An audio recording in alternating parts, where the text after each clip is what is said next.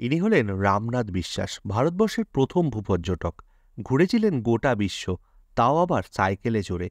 সঙ্গে সম্বল বলতে ছিল একটি সাইকেল, দুজোড়া চাদর এবং একজোড়া জুতো। এগুলোই সম্বল করে ঘুরে ফেলেছিলেন গোটা দুনিয়া। তিনি একসময় সরকারি চাকরি করতেন, কিন্তু অনুশীলন সমিতির সাথে গোপনে যোগাযোগ থাকায় তাকে হারাতে হয়েছিল চাকরি। পরে প্রথম বিশ্বযুদ্ধ শুরু হলে বেঙ্গল রেজিমেন্টের হয়ে সৈনিক পদে যোগ দেন তিনি।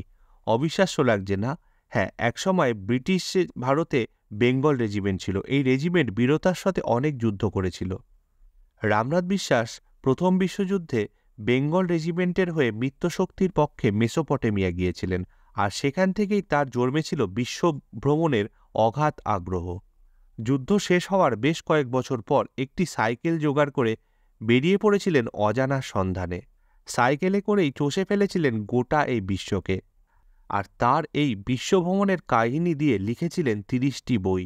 ভারতবর্ষের প্রথম ভূপর্যটক, বিপ্লবী, লেখক, সাংবাদিক ও সৈনিক রামনাথ বিশ্বাসকে জানাই প্রণাম এবং বিনম্র শ্রদ্ধাঞ্জলি।